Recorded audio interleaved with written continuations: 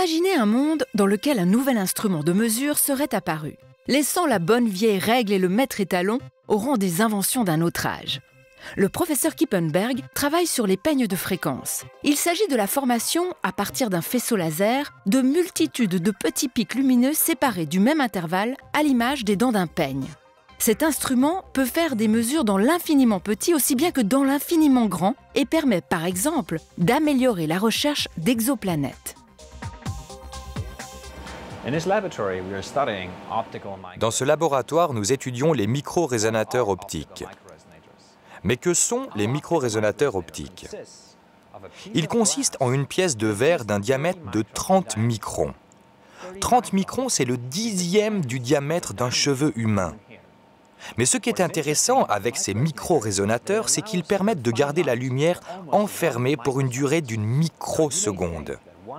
Vous pensez peut-être qu'une microseconde, c'est plutôt court.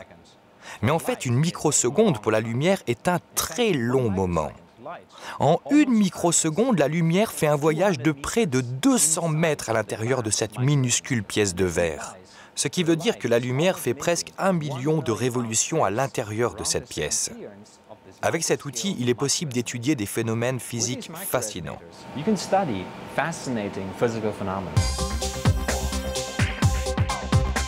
Donc nous, les physiciens, ce qui nous a toujours intéressés, c'est d'être capables de mesurer des choses, donc des petites choses comme la taille des molécules, ou bien des grandes choses comme la taille des planètes.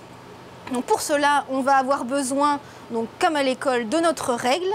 Et nous, ici, on utilise une nouvelle règle optique. Et donc cette nouvelle règle optique, elle s'appelle peigne de fréquence. Donc un peigne de fréquence, il est obtenu à partir d'un laser, donc d'une couleur. Et donc cette couleur va se décomposer sous la forme de dents. Chaque dent est espacée de sa voisine de la même distance. Et donc l'ensemble formant un peigne de fréquence. Donc ensuite, on va pouvoir l'utiliser pour aller la comparer avec la signature chimique de notre planète et donc de découvrir sa présence dans l'univers.